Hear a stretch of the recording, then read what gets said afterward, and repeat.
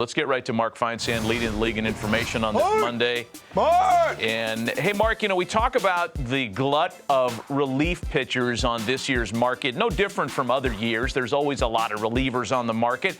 It just feels like there are more closer types and maybe type A free agent relievers out there right now than in years past. So far, with the exception of Trevor May, none of them have jobs. When and where do we expect the Brad Hands and Liam Hendriks and Kirby Yates of the world to sign? And don't forget, Archie Bradley just got added to that list after the tender date, making it a little bit beefier than it was. You know, the problem right now is that given the uncertainty over the 2021 season, if they're going to be fans in the stands or not, how many games they're going to be, etc., teams are a little skittish about sort of cementing what their payroll is going to look like. So nobody wants to be the team to set the market for any of these closers. They've all gotten interest. Their agents have talked to tons of different teams.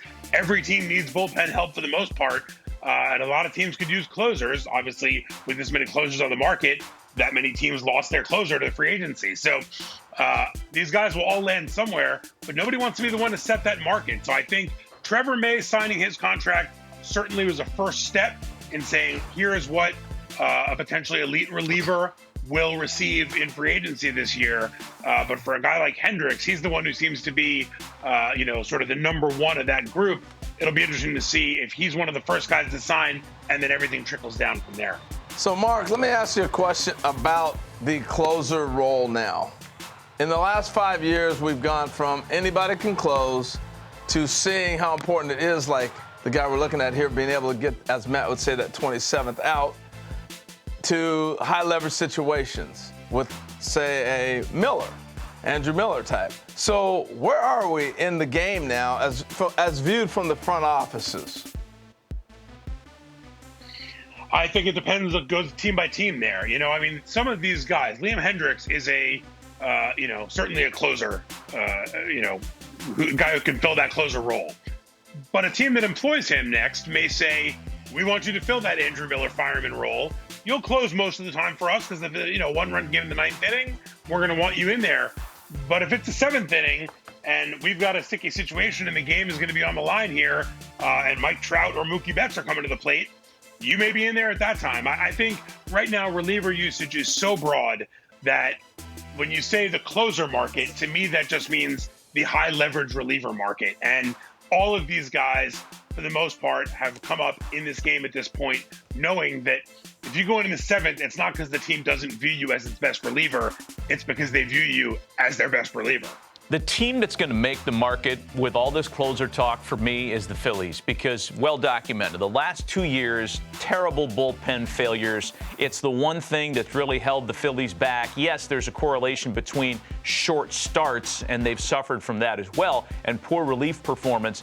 But if you're the Phillies, you've already backed up the truck on Harper. You can't all of a sudden now go on the cheap in every other aspect of the game.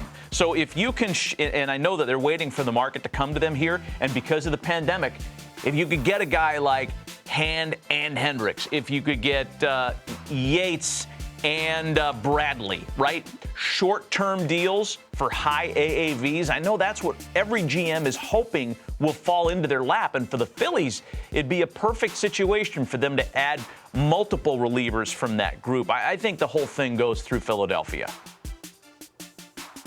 I couldn't agree with you more. That's the team that most obviously needs the most bullpen help. The Angels are probably somewhere on that list as well.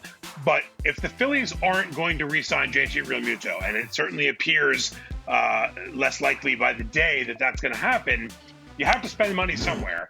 Go out and get two of these big relievers and bolster that bullpen that has been such a problem, because in their division, which is as competitive as any division in the game, if you can't close out games that you have those leads, you have no chance to get to the playoffs. And like you said, they've invested in some big guys.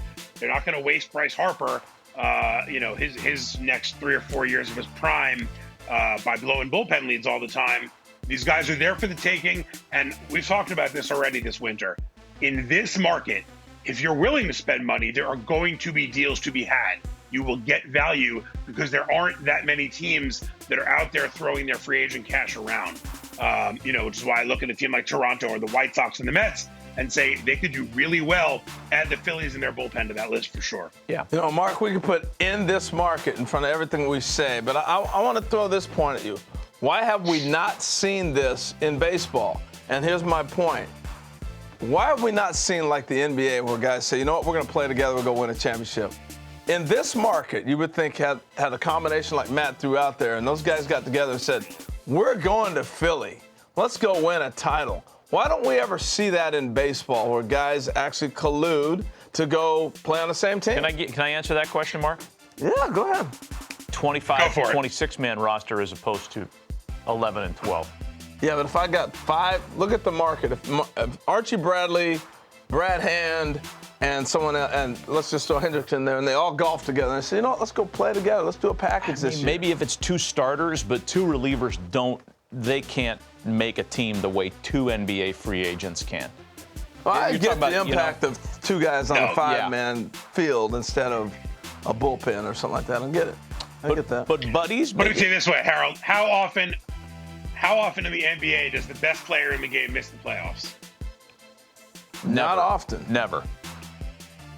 Not often. So if I'm Mike Trout misses the playoffs almost every year. If I'm Mike Trout, I'm calling some of my friends and saying, "Come on, guys, let's go. Let's work a deal out. We need pitching." Different game, different sport. I think what Matt said is absolutely right. 2 guys can turn the entire tide of an NBA franchise, right? The Lakers were a terrible franchise for 7-8 years.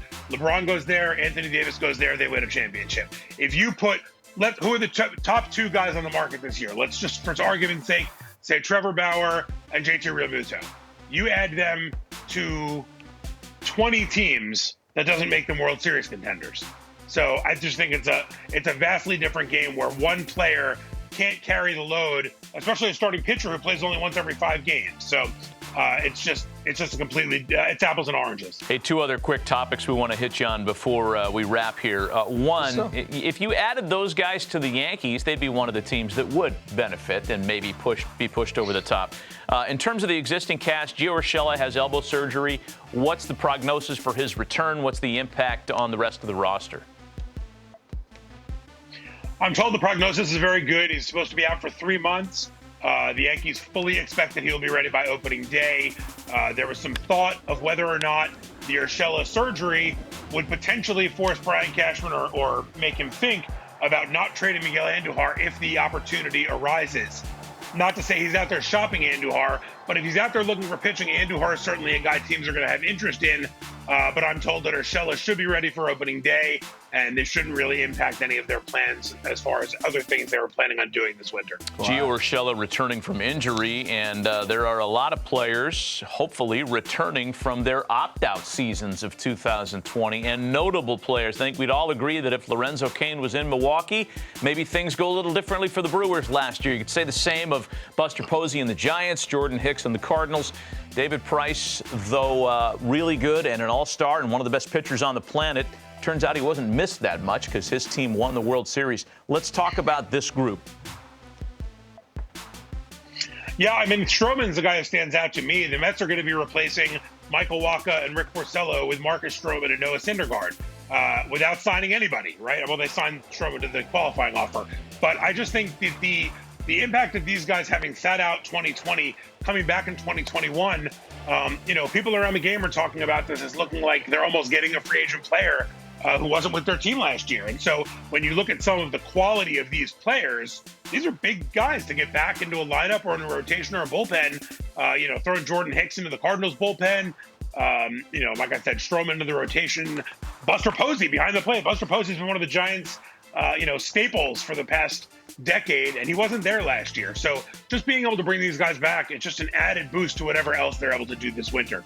I think it'd be real interesting. The pitchers, in my mind, definitely benefit from the body, from the work, different things, the lack of work. The position player missing a full season and trying to get all that timing back, I think it could have an impact on you. So we'll see how this all goes.